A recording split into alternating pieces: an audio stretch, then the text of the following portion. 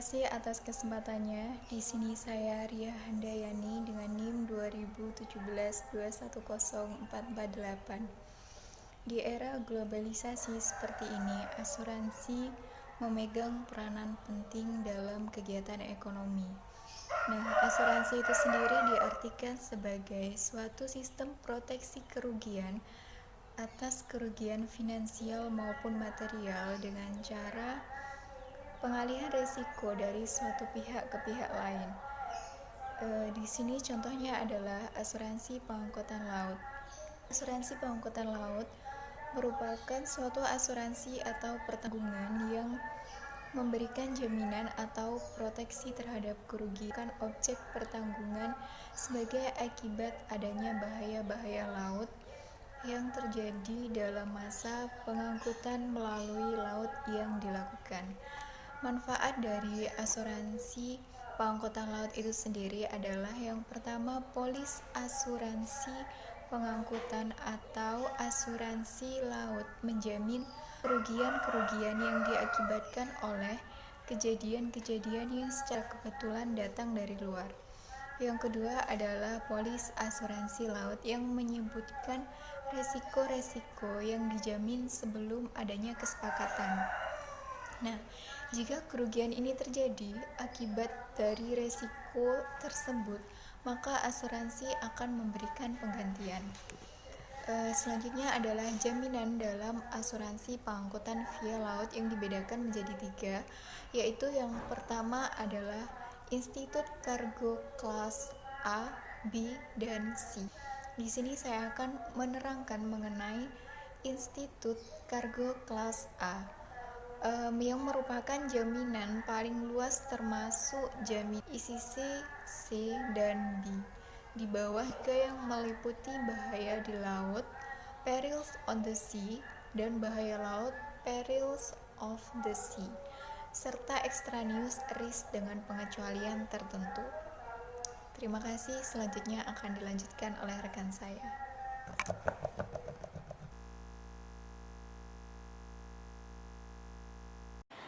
Assalamualaikum warahmatullahi wabarakatuh. Saya Siti Maisaro dengan NIM 2017-210469. Di sini saya akan melanjutkan presentasi dari rekan saya, yaitu jaminan dalam asuransi pengangkutan via laut dibedakan menjadi 3 bagian. Nah, di sini saya akan membahas bagian yang kedua, yaitu Institut Cargo Clause B, di mana jaminan ini akan diberikan kepada orang yang menghadapi musibah seperti gempa bumi, lalu meletusnya gunung, terjadinya petir, lalu masuknya air ke dalam kapal, peti kemas, ataupun tempat penimbun akibat bahaya-bahaya laut, dan hilangnya koli barang saat bongkar muat.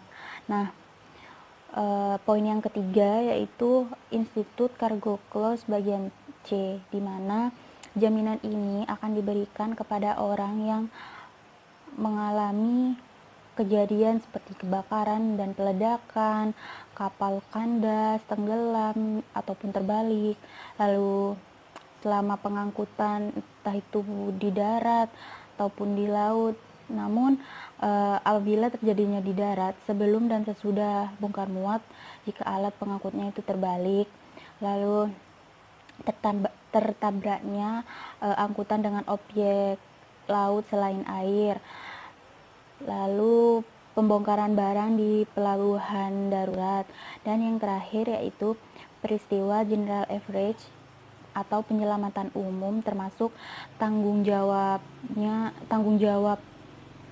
gugatannya. Terima kasih dan akan dilanjutkan oleh rekan saya.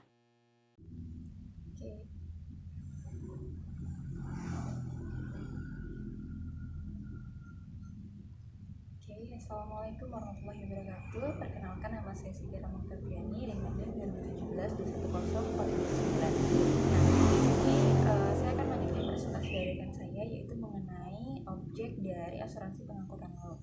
Nah, objek pertanggungan atau kepentingan-kepentingan yang dapat dipertanggungjawabkan serta yang merupakan jenis dari asuransi laut atau marine insurance itu meliputi dua hal. Yang pertama yaitu marine cargo insurance, kemudian yang kedua yaitu marine hull and machinery insurance. Nah, marine cargo insurance ini meliputi 6 hal. Nah, yang pertama yaitu ada kargo yang merupakan harga beli dari barang itu sendiri. Kemudian yang kedua yaitu ada freight yang merupakan ongkos pengiriman atau ongkos kapal. Kemudian yang ketiga ada forwarding expense yang merupakan ongkos pembongkaran dan pengurusan barang. Kemudian yang keempat ada premi asuransi. Yang kelima ada imaginary profit atau keuntungan yang diharapkan. Dan yang terakhir adalah cash in transit. Nah, untuk marine hull and machinery insurance ini hanya terbagi menjadi hanya meliputi dua hal. Yang pertama yaitu kepentingan dari pemilik kapal akibat rusaknya kapal serta kerugian-kerugian lainnya yang langsung diderita oleh si pemilik. Kemudian yang kedua yaitu kerugian pemilik kapal akibat tanggung jawabnya kepada pihak lain yang terjadi selama mengoperasikan kapal tersebut. Baik, sekian presentasi dari saya. Selanjutnya akan dilanjutkan oleh rekan saya. Terima kasih. Terima kasih atas kesempatannya. Nama saya Bestari Astisani Zakia, NIM 2017-2105224. Di sini saya akan menjelaskan tentang premi asuransi pengangkutan laut. Premi asuransi atau insurance premium adalah sejumlah uang yang dibayarkan oleh tertanggung kepada penanggung sebagai imbalan dari kesediaan penanggung mengambil alih resiko yang mungkin akan dihadapi oleh tertanggung. Nah, terdapat perbedaan pokok antara golongan asuransi jumlah, itu misalnya seperti asuransi jiwa, dengan golongan asuransi kerugian, misalnya asuransi pengangkutan laut, itu terletak pada fungsi preminya. Nah, pada asuransi jiwa ini, premi berfungsi sebagai tabungan dan sebagai harga jasa proteksi asuransi. Sedangkan pada asuransi laut ini, fungsi premi asuransi hanya sebagai harga dari jasa proteksi jangka waktu kontrak atau masa berlakunya jaminan polis. Selanjutnya saya akan menjelaskan tentang ilustrasi pengangkutan laut. Di sini diketahui jenis barang itu ada ekskavator 320C, alat angkutnya berupa LCT, tugboat, dan kapal besi.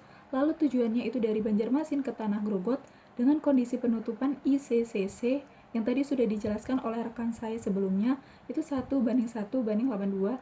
Lalu ada tarif preminya sebesar 0,2%. Nah, untuk menghitung premi ini sendiri, itu dari harga ekskavator 320C ini dikali dengan tarif premi, sehingga dihasilkan oleh harga ekskavator 320C ini sebesar 1 miliar dikali dengan 0,2%, itu menghasilkan 2 juta.